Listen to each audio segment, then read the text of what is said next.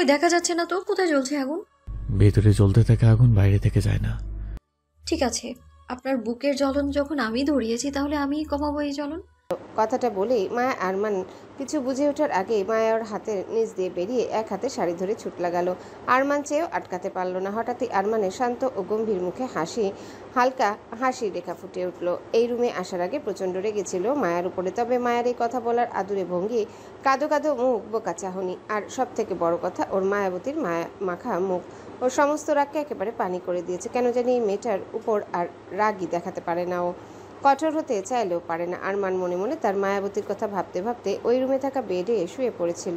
চোখ বন্ধ করে চোখের উপর এক হাত রেখে শুয়েছিল। শার্টের বোতাম তখনও খোলা। কিছুক্ষণ পরেই আরমান নিজের বুকের বাম পাশে ঠিক ওর হার্টের কাছে অতিরিক্ত ঠান্ডা কিছুর অনুভব করে চমকে উঠল। উফ, ঠান্ডা! আরমান তাড়াতাড়ি ও চোখের উপর থেকে হাত সরাতে দেখতে পেল মায়া আরমানের পাশে বেডে বসে আরমানের বুকে বরফ ঘষছে। আরে এটা কি করছো তুমি? বরফ কেন ঘষছো বুকে? ঠান্ডা লেগেছে তো? মায়া দাঁত বের করে হাসি দিয়ে বলল, আপনি তো বললেন আপনার বুকে আগুন জ্বলছে, জ্বলন ধরিয়েছি আমি, তাই বরফ দিয়ে জ্বলন কমানোর চেষ্টা করলাম। এখন আরাম লাগছে তো আপনার? আরমান থতমত খেয়ে গেল যেন। মায়া তখন বাটি থেকে একটা বরফ নিয়ে চুষতে শুরু করেছে। ওর চোখে মুখে খেলা করছে দুষ্টুমি। আরমান শান্ত গলায় বলল, কিন্তু এভাবে তো ভিতরে জ্বলন কমবে না মায়াবতী। মায়া চোখ ছোট ছোট করে জিজ্ঞাসা করলো। তাহলে কিভাবে কমবে? আরমান এক ঝটকায় মায়াকে বেডে ফেলে নিজে ওর উপরে চলে এলো, তবে খুব একটা শরীরের ভর মায়ার উপর দিল না। বিছানায় মায়ার দুই হাত দুই পাশে আরমানের হাতে বন্দি। মায়া কি হচ্ছে ওর সাথে বুঝে উঠতে কিছুটা সময় লেগে গেল। আরমান বাঁকা হেসে নিঃশাক্ত কণ্ঠে বলল, তোমার এই গোলাপের পাপড়ির ন্যায় ঠোঁটের স্পর্শ দিতে হবে এই হৃদয়ে, ঠিক গুনে গুনে 50 বার। আরমানের কথা শুনে মায়ার চোখ বড় বড় হয়ে গেল। আরমানের মনে মনে হাসি পেল, মুখে শান্ত ভাব বজায় রাখলো। আমি পারবো না। পারবে না? বললাম তো না। আরমান এবার মুখে কিছু বলল না, শুধু একবার বাঁকা হাসি দিল। পাশেই রাখা ছিল সেই বরফের বাটিটা। আরমান মাথা নিচু করে বরফের বাটিটা থেকে মুখে করে এক টুকরো বরফ তুলে নিল। বরফের চৌকো টুকরোটা অর্ধেকটা ওর মুখের ভিতরে এবং অর্ধেকটা বাইরে। সেই বাইরে থাকা অংশটা দিয়ে মায়ার গলায়, কাঁধে, বুকের উন্মুক্ত অংশে স্পর্শ দিতে লাগলো। অতিরিক্ত ঠান্ডা এবং সুড়সুড়ি লাগার কারণে মায়া ছটফট করতে শুরু করলো, কিন্তু আরমান নিজের দুই হাত দিয়ে মায়ার হাত ধরে আছে বিছানার দুই পাশে। আরমানের শরীরে ভরও কিছুটা মায়ার উপর। তার মায়া ছটফট করলে খুব বেশি নড়াচড়া করতে পারছে না। ও খিলখিল করে হাসছে আর বলছে, গম্ভীর সাহেব, আরে থামুন থামুন প্লিজ। না কোনো থামাথামির নাম নেই। আরমানের বরফ দিয়ে সুড়সুড়ি দিয়েই চলেছে। আরে থামুন না, আমি আর সহ্য করতে পারছি না। মায়াকে বরফ দিয়ে সুড়সুড়ি দেওয়ার ফলে হাসছে আর কথাগুলো বলছে। আরমান মুখ উঠিয়ে নিল মায়ার গলা থেকে। ইতিমধ্যেই বরফ অনেকটা গলে গেছে। আরমান বাকিটা নিজের মুখে পুরে নিল। বরফটা খেতে খেতে বলল, এখন বলো, আমার শর্তে রাজি আছো কিনা? বললাম তো আমি পারবো না, ওটা অন্য কিছু বলুন। না, এটাই করতে হবে। পারবো না। ঠিক আছে, এতক্ষণ লাগাই দিচ্ছিলাম, এবার? কথাটা শেষ না করেই আরমান মায়ার পেটের দিকে তাকালো। মায়াও আরমানের দৃষ্টি অনুসরণ করে তাকালো। এরপর আরমান আবারও বাটি থেকে বরফ তুলে নিতে মাথা নোয়ালো। মায়া তৎক্ষণাৎ চিৎকার করে উঠল, না, আমি আমি রাজি। আরমান থেমে গেল এবং বাঁকা হাসলো। আরমানের শার্টের বোতামগুলো তখনও খোলা ছিল। ওকে, শুরু করো। মায়া কাঁদো কাঁদো মুখ করে বলল, প্লিজ 50 বার নয়, কিছুটা কমিয়ে আনুন। ঠিক আছে, 40 বার। এটাও অনেক বেশি হয়ে যাচ্ছে, প্লিজ আরো কমান না। আরমান চোখ রাঙিয়ে বলল, তুমি শুরু করবে নাকি আমি শুরু করব? না, করছি তো। বলেই মায়া একটা শুকনো ঢোক গিলল। এরপর বলল, হাত দুটো তো ছাড়ুন, এভাবে অসুবিধা হবে তো। কোনো অসুবিধা হবে না। বলেই আর নিজের বুকের বা পাশটা ঠিক মায়ার মুখের কাছে ধরল। মায়া আরমানের লোমসীন বুকের দিকে তাকিয়ে শুকনো ঢোক গেল। এরপর মায়া একবার ওর মাথা এগিয়ে নিয়ে যাচ্ছে তো একবার পিছিয়ে নিয়ে আসছে। অনেকক্ষণ এমন করার পর শেষমেশ আরমানের বুকে ঠোঁট ছোঁয়ালো। আরমান চোখ বন্ধ করে সেই স্পর্শ অনুভব করলো। যতই হোক ও একটা পুরুষ মানুষ আর মায়া ওর অর্ধাঙ্গিনী। আরমান কিছুটা আনমনা হয়ে উঠল আর সেটার সুযোগই নিল। মায়া খুব জোরে আরমানের বুকের ঠিক বাঁ পাশে কামড়ে ধরল। ব্যথায় এ চোখ মুখ খিচে বন্ধ করে নিল আরমান। ওর হাতের বাঁধন কিছুটা আলগা হয়ে এলো আর সেটা বুঝতে পেরে মায়া কামড়ে ধরে থাকা ছেড়ে দিয়ে আরমানকে দিল এক ধাক্কা। আরমান কিছুটা অন্যমনস্ক ছিল নাকি অজানা এক অনুভূতিতে ডুবেছিল জানা নেই। মায়ার ধাক্কায় মায়ার পাশে বেডে পড়ে গেল আর এই ফাঁকে মায়া দে দৌড়। এক ছুটে পগার পা সোজা রুম থেকে বেরিয়ে আরমানের কেবিন থেকেও বেরিয়ে গেছে। আরমান ফ্রেশ হয়ে ল্যাপটপে নিজের কাজ করছে। কেবিন পরিষ্কার করা হয়েছে, একটা অন্য ডেস্কের ব্যবস্থা করা হয়েছে, সামনে আরেকটা কম্পিউটার স্ক্রিনে ভেসে উঠছে সিসিটিভি ক্যামেরা ফুটেজ। কাজের মাঝে বারবার করে সেদিকে একবার চোখ বুলিয়ে নিচ্ছে আরমান। এর কারণ সেই সিসিটিভি ফুটেজে মায়াকে দেখা যাচ্ছে। সেই থেকে আর একবারও কেবিনে আসেনি মায়া, পুরো অফিস ঘুরে ঘুরে দেখছে। আর ওর সাথ দিচ্ছে তানিশা। তানিশা আগে মায়া সহকারী ছিল, আরমান তাকে কল করে বলে দিয়েছে যেন মায়ার খেয়াল রাখে, কিন্তু তবুও মায়াকে একা ছাড়তে মন সায় দেয় না। তাই মায়া যেখানে যেখানে যাচ্ছে সিসিটিভি ফুটেজে সেই ফুটেজ বের করে নজর রাখছে। ওদিকে মায়া পুরো অফিসের সকল স্টাফদের সাথে আগের মতোই মিশে গেছে, বরং আগের থেকে আরও ভালোভাবে মিশে গেছে। সবার সাথে হেসে হেসে কথা বলছে, মাঝে মাঝে আবার চারিদিকে তাকে গভীরভাবে দেখছে। সব কিছু মাথার দুই পাশে হাত দিচ্ছে, যেন আগের সব কিছু মনে করার চেষ্টা করছে। ও নিজের কেবিনে ঢুকেও বেশ কিছুক্ষণ বসে থাকলো, অসহায় হয়ে চারিদিকে দেখছিল। আরমান এসব দেখে একটা দীর্ঘশ্বাস ছাড়লো, বুকের ভিতরটা মুচড়ে উঠলো। এরপর মায়াকে কিছুক্ষণ মায়ার মতো করে ছেড়ে দিয়ে সময় কাটাতে দিল। বিকেলের দিকে আরমান মায়াকে নিয়ে অফিস থেকে বেরিয়ে এলো গাড়িতে। কোথায় যাচ্ছি আমরা? আমার মনে হচ্ছে এটা তো বাড়ি যাওয়ার রাস্তা নয়, আসার সময় তো অন্য রাস্তা দিয়ে এসেছিলাম। বাড়ি যাচ্ছে না এখন, তোমার জন্য একটা সারপ্রাইজ আছে। মায়া ভ্রুকুচকে বলল, কি সারপ্রাইজ? কি সারপ্রাইজ সেটা বলে দিলে তো সারপ্রাইজটা থাকলো না পাগলি। এই চুপচাপ বসে থাকো। আমি পাগলি না, আপনি পাগল। আচ্ছা ঠিক আছে, আমি মানলাম আমি পাগল। মায়া বিরক্ত হয়ে বলল, এত তাড়াতাড়ি কেন মেনে নিলেন? তো মানবো না তো কি করবো শুনি? বউ বলেছে বলে কথা। মায়া বিরক্ত গলাতেই বলল, না মেনে নিয়ে একটু ঝগড়া করলে কি ক্ষতি হতো শুনি? ধ্যাৎ, ভালো লাগে না। বলেই মুখ ফুলিয়ে বসে রইল মায়া। আরমান মায়ার মুখের মুখভঙ্গি ও কথা শুনে হেসে ফেলল। আরমান মায়ার ফুলানো গাল টেনে দিয়ে বলল, জানো মায়াবতী, তুমি না আগে থেকে অনেক আদরে দুষ্টুর সাথে ঝগড়াটিও হয়ে গেছো। হয়েছি, তাতে আপনার কি? আরমান কাজ ঝাঁকিয়ে বলল, আমার আবার কি? কিছুই না। বলেই আরমান ড্রাইভিংয়ে মন দিল। মায়া বিরক্ত হয়ে বসে রইল। এখন ওর প্রচণ্ড জানতে ইচ্ছা করছে যে ওরা এখন কোথায় যাচ্ছে, কি সারপ্রাইজ দেবে আরমান ওকে। কিন্তু ও জানে আরমান যখন একবার বলছে এখন বলবে না, তার মানে হাজারো চেষ্টা করলেও আর ওর মুখ থেকে বের করা যাবে না। এই কিছুক্ষণ হলো অফিস থেকে বাড়ি ফিরেছে আয়ান, যদিও অন্যদিন এত তাড়াতাড়ি ফিরে না। তবে আজ আরমান মায়াকে নিয়ে বেরিয়ে যাওয়ার পর ও আর আবিরও চলে এসেছে।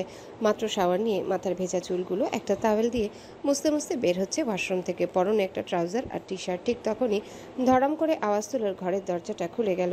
আয়ান ভ্রুকুচকে তাকালো সেই দিকে। মাইশা অগ্নিমূর্তি রূপ ধারণ করে কটকট পায়ে প্রবেশ করছে রুমে। মাইশা সোজা আয়ানের কাছে এসে ওর টি শার্টের গলার কাজটা দুই হাতে মুঠো করে ধরে রাগী গলায় চিৎকার করে বলল, কেন করছেন এমন? কি ক্ষতি করেছি আপনার? আয়ান শান্ত ভঙ্গিতে মাইশার হাতের দিকে তাকিয়ে বলল, টি শার্ট ছাড়ো। মাইশা রাগ দুঃখে টি শার্ট ধরে ঝাঁকিয়ে বলে উঠল, ছাড়বো না আমি। আগে বলুন কেন করছেন এমন? কেন কেন? আয়ান শান্ত গম্ভীর গলায়, কি করেছি আমি? কেন জানেন না বুঝি? নাটক করছেন আমার সাথে। আয়ান তাচ্ছিল্য হেসে বলল, নাটক? সেটা তো তুমি ভালো পারো। তাই এত চাকরির জন্য দৌড়াদৌড়ি না করে কোনো প্রোডাকশন হাউস জয়েন করলেই তো পারো। চাইলে আমায় বলতে পারো, আমার চেনা জানা ভালো ভালো অনেক প্রোডাকশন হাউস আছে, যোগাযোগ করিয়ে দেব। আমি শিওর তুমি সিনেমা সিরিয়ালে অভিনয় করলে দারুণ হিট হবে। আয়ান এমন তাচ্ছিল্য মিশানো কথায় অপমানে দুই চোখ ভরে উঠল মাইশার। ছলছল অসহায় চোখে তাকালো আয়ানের দিকে, হাতের মুঠো আলগা হয়ে গেল। আয়ান আবারও তাচ্ছিল্য হেসে মাইশার হাত নিজের টি শার্ট থেকে ছাড়িয়ে ড্রেসিং টেবিলের দিকে এগিয়ে গেল। মাইশা অসহায় গলায় বলল, আর কতভাবে কষ্ট দেবেন আমায়? মন থেকে ক্ষমা চাইলে আল্লাহর কাছেও 7 খুনের মাফ আছে। আপনার কাছে কি নেই? চলেই তো গিয়েছিলাম আপনার জীবন থেকে, ছেড়ে দিয়েছি আপনাকে আপনার মতো। তাহলে আমাকে কেন আমার মতো করে ছেড়ে দিচ্ছেন না? অনেক দিন থেকে চাকরির জন্য অ্যাপ্লাই করছি, তারা সিলেক্টও করেছে আমাকে, সবই ঠিক আছে। কিন্তু যখনই জয়েন করতে যাচ্ছি জানতে পারছে কি আমাকে চাকরিটা দিয়েও নিয়ে নেওয়া হয়েছে, কেড়ে নেওয়া হয়েছে আমার চাকরিটা। হ্যাঁ, কেড়ে নেওয়া হয়েছে। তুমি কেড়ে নিয়েছ। কেন কেন কেন করছো এমন? প্রথমে বুঝতে পারিনি প্রতিটা কোম্পানি কেন এমন করছে, কিন্তু এখন বুঝতে পারছি এই সব কিছুর পেছনে তুমি আছো। মাইশা খেয়ালই করলো না যে ও অতিরিক্ত ভেঙে পড়ার ফলে কখন আপনি থেকে তুমিতে চলে এসেছে। আগে তো তুমিই বলতো ও আয়ানকে, আপনি করলে খুব রেগে যেত। আয়ান বলতো আপনি বললে কেমন যেন পরপর লাগে। আয়ান নিজের শরীরের পারফিউম স্প্রে করতে করতে ভাবলেশীনভাবে বলল, কি ভেবেছিলে এত তাড়াতাড়ি ছেড়ে দেব তোমায়? এত সহজে মুক্তি দেব তোমায়? কক্ষনো না। এই আয়ানকে ছেড়ে দিয়েছিলে না? কেন যেন? হ্যাঁ, আয়ানের ক্ষমতা নেই, টাকা নেই, নাম খ্যাতি যশ কিচ্ছু নেই, তাই দেখিয়ে দিলাম এই আয়ান শাহরিয়ারের পাওয়ার। এই আয়ান শাহরিয়ারও চাইলে সব কিছু পারে। এতই যখন ঘৃণা করো তাহলে কেন এই বিয়েতে মানা করে দিচ্ছ না? কেন রাজি হলে এই বিয়েতে? ঘৃণা? যাকে হৃদয়ে স্থান দিয়েছিলাম তাকে এত সহজে কি ঘৃণা করা যায়? কিন্তু সেই কোমল হৃদয়টা না এখন আর কোমল নেই। সময়ের আঘাতে তার শক্ত পাথরে পরিণত হয়ে গেছে। আরও আরও কষ্ট পেতে হবে তোমায়। তাই ভেবো না এত সহজে মুক্তি পাবে। নিজের কাছে রেখে তিলে তিলে শেষ করব তোমায়, ঠিক যেমনটা আমার সাথে করেছো তুমি। কথাগুলো বলেই আয়ান রুম থেকে বেরিয়ে গেল। মাইশা অসহায় চোখে তাকিয়ে রইল চলে যাওয়ার দিকে। যখন ও এই বাড়ি ছেড়ে চলে গিয়েছিল তখন থেকে বিভিন্ন কোম্পানিতে ইন্টারভিউ দিয়েছে ও চাকরির জন্য সিলেক্টও হয়েছে, কিন্তু জয়েন করার পর সময় জানতে পারে চাকরিটা ওকে দেওয়া হয়নি, ক্যান্সেল করে দেওয়া হয়েছে। এভাবেই চলতে থাকে। প্রথমে এর কারণও বুঝতে পারে না, তবে আজও একটা কোম্পানিতে ইন্টারভিউ দিতে গিয়েছিল, কিন্তু সেখানে গিয়েও জানতে পারে ওকে বাদ দিয়ে দেওয়া হয়েছে সেই লিস্ট থেকে। অনেক কান্নাকাটি করে ও, কেন এমন করা হয়েছে জানার জন্যে। চাকরি চায় না, শুধু কারণটা জানতে চায়। মাইশার কান্নাকাটি দেখে ওই কোম্পানির একজন বড় পজিশনে থাকা ফিমেল স্টাফ জানায় আয়ান শাহরিয়ার কথায় ওর নাম বাদ দিয়ে দেওয়া হয়েছে। প্রচণ্ড অবাক হয়েছিল মাইশা, কেন জানি প্রথমে বিশ্বাস করতে পারেনি ও। এরপর অপেক্ষা করছিল আয়ানের বাড়ি ফিরে আসার, আর আয়ানের কথায় এখন সবকিছু স্পষ্ট হয়ে গেল।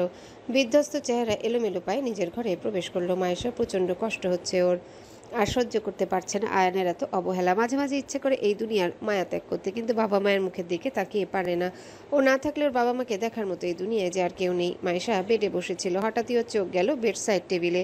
সেখানে একটা খাম রাখা। ভ্রু কুচকে তাকালো মায়েশার দিকে। এটা কে রাখলো এখানে? রুম থেকে বেরোনোর আগে তো ছিল না ওটা। মায়েশা কৌতূহলবশত হাতে তুলে নিল খামটা, কি মনে করে খুলে দেখলো। ভিতরে থাকা কাগজটা দেখে কিছুটা অবাক হলো। এটা একটা চাকরির জয়েনিং লেটার, যেটা ওর জন্যই পাঠানো হয়েছে। ওর যেদিন ইচ্ছে সেদিনই জয়েন করতে পারবে। অবাক হওয়ার কারণ, কোম্পানির নামের জায়গায় বড় বড় করে লেখা Shahriar industries and fashion house. বেশ কিছুক্ষণ পর আরমান গাড়ি থামালো।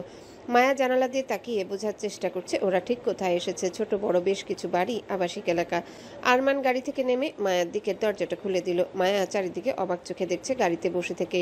কি হলো? কি ভাবছো? নেমে এসো। মায়া হঠাৎ অদ্ভুতভাবে শান্ত হয়ে গেছে। আরমানের বাড়ানো হাতটা ধরে ধীরে গাড়ি থেকে নামলো সে। এরপর আরমান মায়ার হাত শক্ত করে ধরে নিয়ে এগুলো এক অচেনা বাড়ির দিকে। মায়া চারপাশে তাকিয়ে তাকিয়ে দেখছিল। সবকিছু যেন আগেও দেখেছে, চেনা চেনা লাগছে ভীষণভাবে। বাড়িটা অনেক পুরনো, তবুও বোঝা যায় অচিরেই নষ্ট হয়ে যাওয়া অংশগুলো হয়তো কিছুদিন হলো নতুন করে মেরামত করা হয়েছে। ভেতরে যেতে একজন মধ্যবয়স্ক মহিলা বেরিয়ে এলো ভেতর থেকে। আরমানকে উদ্দেশ্য করে বলল, এই অসময়ে এলেন যে, কোনো দরকার ছিল স্যার? না আন্টি, এমনিতেই এলাম। ও মায়া, ও আমার ওয়াইফ আর এই বাড়ির মালকিন। এই বাড়ির মালকিন? কথাটা শুনে মায়া ফেল চোখে চাইলো আরমানের দিকে। কাপা কাপা গলায় বলল মায়া, এটা আমার বাড়ি, আমার পাপার বাড়ি। আরমান মুখে কিছু না বলে মাথা নাড়িয়ে হ্যাঁ বুঝালো। মায়া চোখ বন্ধ করে নিল এবং সাথে সাথে মায়ার চোখ থেকে 2 ফোঁটা পানি গড়িয়ে পড়ল। অনেক সুন্দর দেখতে তোমার বউ। এই সন্ধ্যার সময় কান্না করতে নেই মা, এসো ভেতরে এসো। মায়া চোখ খুলে 2 চোখের পানি মুছে নিল। আরমানের হাত ছেড়ে এগিয়ে গেল। উঠোন পেরিয়ে বারান্দার কাছে যেতেই হঠাৎই মায়া থমকে গেল। একটা দৃশ্য ফুটে উঠল চোখের সামনে। একটা মেয়ে বসে আছে বারান্দার মেঝেতে, আর একটা লোক মোড়ায় বসে সেই মেয়ের মাথায় হয়তো তেল মালিশ করে দিচ্ছে, কিন্তু মুখগুলো অস্পষ্ট, বোঝা যাচ্ছে না। সব কেমন যেন অন্ধকার আর কালো কালো লাগছে। এরপরই দৃশ্য চেঞ্জ হলো। এখন লোকটার জায়গায় আছে মেয়েটি, আর মেয়েটার জায়গায় আছে লোকটি। মায়া সেই দিকে এগিয়ে যেতে দৃশ্যটি কোথায় যেন মিলে গেল। এরপর মায়া হঠাৎই বাড়ির ভিতর একটা বাচ্চা মেয়ের হাসির শব্দ শুনতে পেল যেন। ও চমকে তাকালো সেই দিকে। এরপর ছুটে প্রবেশ করলো বাড়ির ভিতর। এদিকে আরমান অবাক চোখে দেখছে সবকিছু। মায়াকে কেমন যেন অস্বাভাবিক লাগছে। ও নিজেও মায়ের পিছনে ছুটে গেল। মায়া 4 চেয়ারের মাঝারি সাইজের ডাইনিং টেবিলটার সামনে দাঁড়িয়ে আছে, অবাক চোখে চেয়ে একটা খালি চেয়ারের দিকে। মায়ার দৃশ্যপটে ভেসে উঠেছে একটা বাচ্চা মেয়ে গাল ফুলিয়ে বসে আছে চেয়ারে। আরেকটা লোক তার রাগ ভাঙিয়ে তাকে খাওয়ানোর চেষ্টা করছে, কিন্তু আগের মতোই মুখগুলো অস্পষ্ট, অন্ধকার। এভাবে এক একটা জায়গায় এক এক রকম দৃশ্য ফুটে উঠেছে মায়ের চোখের সামনে। মায়া একবার এদিকে ছুটে যাচ্ছে, তার একবার ওইদিকে ছুটে যাচ্ছে। কেমন যেন পাগলের মতো ব্যবহার করছে ও। নিজেই নিজের মাথার চুল খামচে ধরছে। আরমান সবকিছু দেখে চলছে শান্ত চোখে। হঠাৎই মায়া ছুটে বাইরে চলে গেল, সাথে সাথে আরমানও ছুটে এলো। মায়া চিৎকার করে কেঁদে উঠল, নিয়ে যেও, নিয়ে যেও না, নিয়ে যেও না আমার আমার পাপাকে, তোমরা নিয়ে যেও না। গম্ভীর সাহেব ওদেরকে আটকান। ওরা ওরা আমার পাপাকে নিয়ে যাচ্ছে। না না, নিয়ে যেও না, নিয়ে যে। আর কথা বলতে পারলো না মায়া। ধীরে ধীরে চোখ বন্ধ করে পড়ে যেতে নিল, কিন্তু তার আগে ছুটে এসে ধরে ফেললো আরমান মায়াকে। মায়া আরমানের উপর ঢলে পড়লো জ্ঞান হারিয়ে। আরমান অসহায় চোখে তাকিয়ে রইল মায়ার দিকে। রাত পেরিয়ে ভোর হয়েছে। আরমান হসপিটালের করিডোর একটা কেবিনের সামনে চেয়ারে বসে আছে। পেছনের দেওয়ালে মাথা ঠেকিয়ে চোখ বন্ধ, মুখে ক্লান্তির ছাপ, মাথার চুলগুলো এলোমেলো। ডক্টরের কথা অনুযায়ী মায়ার স্মৃতি ফিরে এসেছে। ওপরওয়ালার ইচ্ছায় অসম্ভব জিনিসটা সম্ভব হয়েছে, কিন্তু এতে আরমান খুশি হবে কিনা বুঝতে পারছে না। মায়ার জ্ঞান ফিরলেও এখন ওষুধ ইঞ্জেকশনের প্রভাবে ঘুমাচ্ছে। মায়ের সাথে এখনো কারোর কথা হয়নি। ডক্টর বলেছেন স্মৃতি ফিরলেও এই যে মাঝে 2 মাসের ঘটনাগুলো মনে থাকবে কিনা বলতে পারছে না। অনেক সময় এমন হয় যে পেশেন্টের আগের স্মৃতি ফিরে এলে মাঝের স্মৃতিগুলো আবার হারিয়ে যায়, ভুলে যায় সব ঘটনা। আবার কারোর ক্ষেত্রে এটা হয় না, সব ঘটনাই মনে থাকে। এখন মায়ের ক্ষেত্রে কোনটা হয়েছে সেটা মায়ের সাথে কথা না বলা পর্যন্ত জানা যাবে না। আরমান ভীষণভাবে চিন্তিত। যদি মায়া এই 2 মাসের ঘটনাগুলো ভুলে যায় তাহলে ওদের সম্পর্কটা ঠিক কোথায় গিয়ে দাঁড়াবে? মায়া কি ওকে মেনে নিতে পারবে? মায়া তো স্মৃতি হারানোর আগে চলে যেতে চেয়েছিল, মুক্তি পেতে চেয়েছিল ওর থেকে। তখন তো মায়া কিছুই জানতো না, কিছুই বুঝতে পারছে না। আরমান প্রচন্ড ভয় লাগছে ওর। ও কি আবারও ওর মায়াবতীকে হারিয়ে ফেলবে? আচ্ছা, মায়া যদি ওকে মেনে না নেয় তাহলে কি করবে? ও কি মায়াকে ছেড়ে থাকতে পারবে? সহ্য করতে পারবে ওর আর মায়ার দূরত্ব? ও কি কোনোদিনও মায়াকে নিয়ে সুখী হতে পারবে না? এভাবেই কেটে যাবে সারা জীবন? কিভাবে সহ্য করবে মায়ার অবহেলা? হাজারো ভাবনা আরমানের মাথার ভিতরে কিলবিল করে বেড়াচ্ছে। আবারও জ্বলছে বুকের ভিতরটা। সকাল 8টা। একে একে বাড়ির সবাই মায়ার সাথে দেখা করেছে। মায়া সবার সাথেই স্বাভাবিকভাবেই কথা বলছে। এখন সামিরা, রুবি, মাইশা, আবির, আয়ান মায়ার কেবিনে বসে আড্ডা দিচ্ছে। ওপরওয়ালার ইচ্ছা ডক্টর ক্যামেলিয়া ডিসুজিয়ার চিকিৎসার ফলে মায়া পুরোপুরি সুস্থ, কোনো অসুবিধা হয়নি। এই মাঝে 2 মাসের সব স্মৃতিও মনে আছে, আর আগের সবকিছু মনে পড়ে গেছে। এমার্জেন্সি ফ্লাইটে ডক্টর ক্যামেলিয়া ডিসুজাকে কাল রাতেই আনিয়েছে আরমান। ক্লান্তিতে ভরা শরীর নিয়ে আরমান প্রবেশ করলো মায়ার কেবিনে। আরমানকে দেখে সবাই হাসি মজা থামিয়ে দিল। মায়া নিজে ওর মুখটা গম্ভীর করে নিল। মায়েশা বসেছিল মায়ের বেডের পাশে টুলে। ও উঠে গেল সেখান থেকে। আরমান সোজা সেই টুলে গিয়ে বসলো নির্বিকার ভঙ্গিতে। ক্লান্তি মিশ্রিত কণ্ঠে মায়াকে উদ্দেশ্য করে বলে উঠল। দেখো মায়াবতী, পুরোটা শেষ করতে পারল না আরমান। মায়া বেডে হেলান দিয়ে বসেছিল। আরমান মায়ের দিকে তাকিয়ে কথাটা শুরু করতেই মায়া নিজের মুখটা অপর দিকে ঘুরিয়ে নিল। আরমান সেটা দেখে একটা দীর্ঘশ্বাস ফেলল। দেখো মায়া, তোমার তো আগের সবকিছু স্পষ্ট মনে পড়ে গেছে। মাদের এই 2 মাসের ঘটনাগুলো তোমার অজানা নেই। আমি মানছি জেদের বসে তোমার সঙ্গে অনেক অন্যায় করেছি, কষ্ট দিয়েছি, কিন্তু আমার ভালোবাসা তুমি দেখোনি, শুধু অবহেলাটাই দেখেছো আমার কাছ থেকে। দূরে সরে যেতে চেয়েছিলে। এখন যেতে সবকিছু তুমি জানো, তবুও তুমি আমার থেকে মুক্তি চাও। আমি তোমাকে মুক্তি দেব, কি করে বলো? শেষের কথাটা বলার সময় আরমানের গলা কেঁপে উঠল। ওর চোখগুলো টকটকে লাল হয়ে আছে, যেন ভিতরের কষ্টটাকে দমিয়ে রাখার চেষ্টা করছে, চোখ দিয়ে ঝরে পড়তে দিচ্ছে না। তোমার সিদ্ধান্ত চূড়ান্ত হবে। এখন আর তোমাকে কোনো রকমই কষ্ট দিতে চাই না। তুমি যেটা চাও সেটাই হবে। মায়া আরমানের কথার কোনো উত্তর না দিয়ে আবিরের দিকে তাকিয়ে পড়ল। ভাইয়া আমি আবার বাড়ি ফিরতে চাই, ব্যবস্থা করো, হসপিটালে থাকতে ভালো লাগছে না। মায়া নিজের বাড়ি ফিরতে চায়, কথাটা শুনে আরমানের হৃদয়টা টুকরো টুকরো হয়ে গেল যেন। তাহলে সত্যি মায়া ওর থেকে মুক্তি পেতে চায়? আরমান একটা দীর্ঘশ্বাস ছেড়ে আবিরকে উদ্দেশ্য করে বলল। আমি ডক্টরের সাথে কথা বলে এসেছি ডিসচার্জের ব্যাপারে।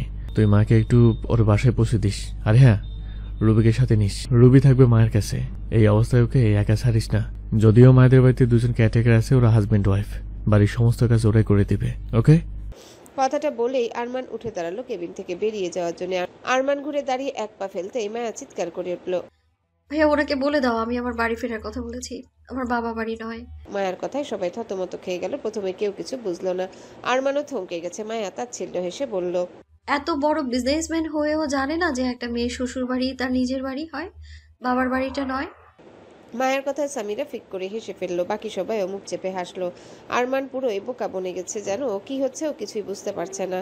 যখন মায়ের কথার মানে বুঝলো তখন পেছনে ঘুরে এক ঝটকায় মায়াকে জড়িয়ে ধরলো। মায়া আমার বাড়ি মানে শাহরিয়ার ম্যানশন বুঝাতে চেয়েছে। আরমানের চোখ থেকে এক ফোঁটা পানি গড়িয়ে পড়লো, যা কারোর চোখে পড়লো না। এদিকে আরমান মায়াকে এইভাবে সবার সামনে জড়িয়ে ধরায় মাইশা মায়ের বড় বোন হিসেবে লজ্জা পেয়ে রুম থেকে বেরিয়ে গেল। পিছু পিছু রুবি আয়ানও বেরিয়ে গেল। সামিরা ড্যাব ড্যাব করে তাকিয়ে আছে। সেটা দেখে আবির সামিরার চোখে হাত দিয়ে ওকে টানতে টানতে বাইরে নিয়ে যেতে যেতে বলল। ছি শামুক, ছি, তোর লজ্জা করা দরকার। বড় ভাইয়ের রোমান্স দেখছিস সেভাবে? বলতে বলতে সামিরাকে টেনে নিয়ে গেল আবির। এদিকে মায়া ছটফট করছে, আরমানকে নিজে থেকে ছাড়ানোর চেষ্টা করছে। ছাড়ো না ভাই, আপনি ছাড়ুন বলছি। সেই কোন ভোরবেলা ঘুম ভেঙেছে আমার, আর আপনি এখন এসেছেন। এসে আবার কি বলছেন? মুক্তি দেবেন আমায়? মুক্তি দেয়াচ্ছি আমি আপনাকে মুক্তি। এখন সব মনে পড়ে গেছে আমার। আমাকে দেয়া প্রতিটা আঘাত গুনে গুনে ফেরত দেবো আমি আপনাকে। আমিও বুঝিয়ে দেবো আমাকে এই মিসেস মায়া শাহরিয়ারকে কষ্ট দেওয়ার মূল্য। তোমার ফেরত দেওয়া সমস্ত আঘাত আমি হাসি মুখে গ্রহণ করবো মায়াবতী। তুমি যে শাস্তি দাও না কেন তা আমি মাথা পেতে নিতে রাজি আছি। শুধু তার বিনিময়ে তোমার এই তুমিটাকে আমার নামে করে দাও। শুধু সারা জীবনের জন্য থেকে যাও আমার কাছে, আর কিচ্ছু চাই না। তুমি ছাড়া আমি যে একেবারে অপূর্ণ অচল হয়ে যাব। আরমানের কথায় মায়া শান্ত হয়ে গেল। ওর চোখ থেকেও পানি গড়িয়ে পড়ল। কান্না ভেজা কণ্ঠে বলে উঠল মায়া, আমার এই আমিটাকে অনেক আগেই আপনার নামে করে দিয়েছি গম্ভীর সাহেব, সেই বিয়ের দিন থেকেই। আপনি নিজেই কখনো বোঝেননি সেটা। কেটে গেছে বেশ কিছুদিন। এর মধ্যে বিয়ের সব আয়োজন শেষ হয়েছে। মায়া শুধু জানে আয়ান আর মাইশার বিয়ের কথা, কিন্তু একই সাথে ওর আর আরমানেরও বিয়ে হবে এটাও জানে না। এই নিয়েই মন খারাপ মায়ার, যদিও সেটা কাউকে বুঝতে দিতে চাইছে না। তবুও ও যতই লুকানোর চেষ্টা করুক সবাই ঠিকই বুঝতে পারছে। আরমান অবশ্য সবাইকে কড়া করে মানা করে দিয়েছে, তাই কেউ মায়াকে কিছু জানাতেও পারছে না। বিয়ের সমস্ত শপিং করাও হয়ে গেছে। মায়া মন খারাপ নিয়ে টুকটাক কেনাকাটা করেছে নিজের জন্য, আর আরমান মায়ের জন্য বিয়ের শাড়ি লেহেঙ্গা থেকে শুরু করে গহনা পর্যন্ত নিজে নিয়েছে। গায়ে হলুদের দিন বিয়ের সমস্ত অনুষ্ঠান হবে আরমানদের গ্রামের বাড়িতে, তাই সবাই সেখানে উপস্থিত হয়েছে। ওদের বাড়িটা রাজপ্রাসাদের চেয়ে কোনো অংশে কম নয়, তবে চোখে পড়ে এটা অনেক দিনের পুরনো একটা বাড়ি। বর্তমানে এখানে থাকেন আরমানের দাদুর ছোট ভাইয়ের পরিবার। দাদুর ছোট ভাই তার স্ত্রী দুজনাই জীবিত আছেন, আর এখন গ্রামের জমিদার তাদেরই বড় ছেলে। বাড়ির অর্ধেক অংশ আরমানের দাদুর, তাই আরমানদেরও সমান অধিকার আছে। মাঝে মধ্যে সবাই গ্রামে আসে, একসাথে সময় কাটিয়ে যায়। আনোয়ার সাহেবেরও চাচাতো ভাইদের সঙ্গে সম্পর্ক ভালো, আর আরমান আয়ানদেরও কাজিনদের সঙ্গে মিল আছে। হলুদের অনুষ্ঠান দিনে হবে আর রাতে হবে মেহেন্দির অনুষ্ঠান। পার্লার থেকে মেয়ে আনা হয়েছে, মাইশাকে সাজানো শুরু হয়ে গেছে, কিন্তু ঝামেলা বেঁধেছে মায়াকে নিয়ে। মায়াকে এখনো জানানো হয়নি কিছু। ঠিক হয়েছিল শুধুমাত্র বিয়ের কনে পরবে হলুদ শাড়ি, আর বাকি কাজিন মেয়েগুলো পরবে কলাপাতা রঙের শাড়ি, আর ছেলেরা কলাপাতা রঙের পাঞ্জাবি। সামিরা মায়াকে বোঝানোর চেষ্টা করে বলল, আসলে ভাবিমনি হয়েছে কি, একটা কলাপাতা কালারের শাড়ি কম পড়ে গেছে, আর একটাও নেই ওই শাড়ি। সবাই যে যার মতো নিয়ে নিয়েছে। এটা বড় ভাইয়াকে জানানোয় ভাইয়া তোমার জন্য এই শাড়ি সহ ফুলের গহনার ব্যবস্থা করেছে।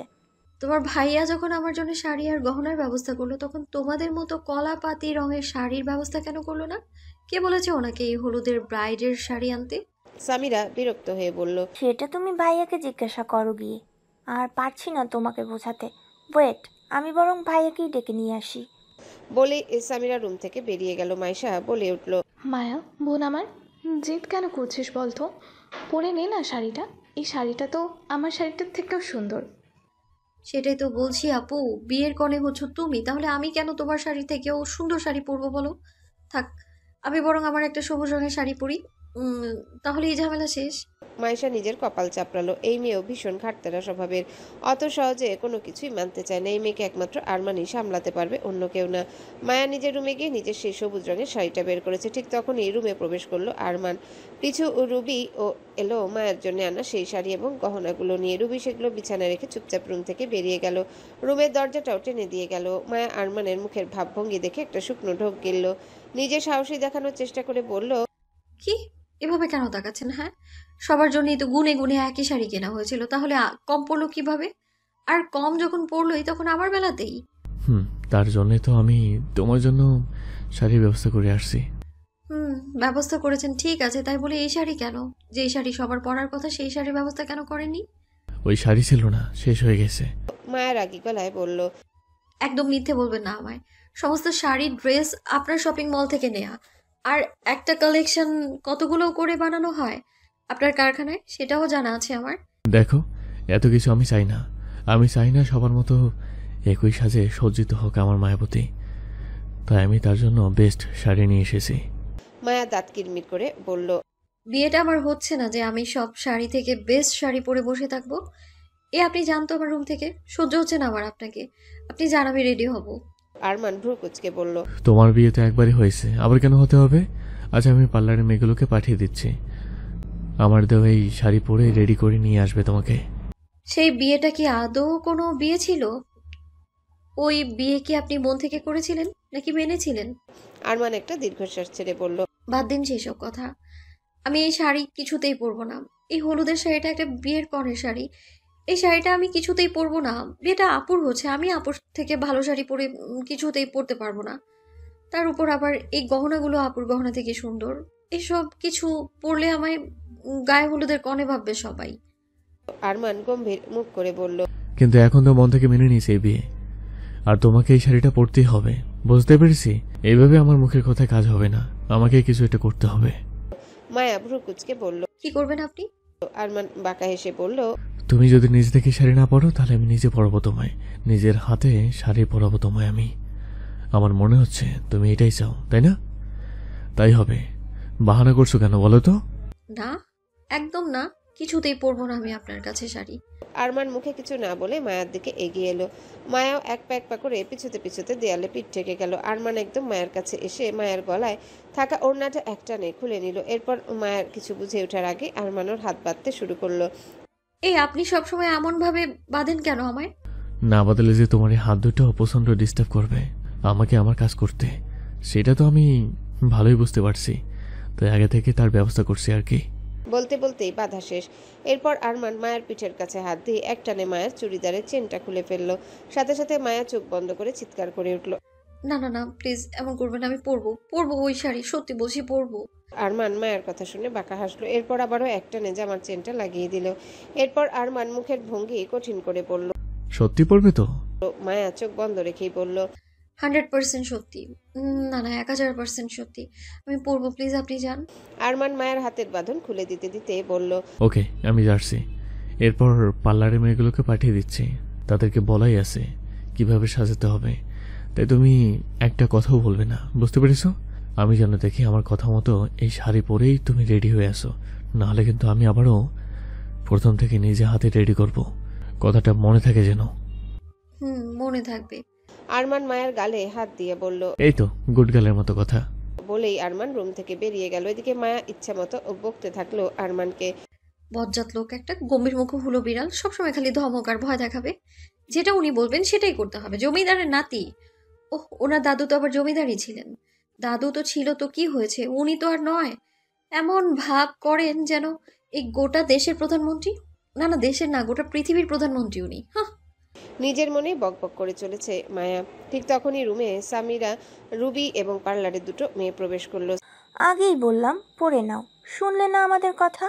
এখন ভাইয়াকে বকাবকি করা শেষ হলে আসুন, দিয়ে দয়া করে রেডি হয়ে নিন, গোটা পৃথিবীর প্রধানমন্ত্রী বউ। সামিরার কথায় মুখ বেঁকালো মায়া। এরপর পেটিকোট ব্লাউজ নিয়ে ওয়াশরুমে চলে গেল।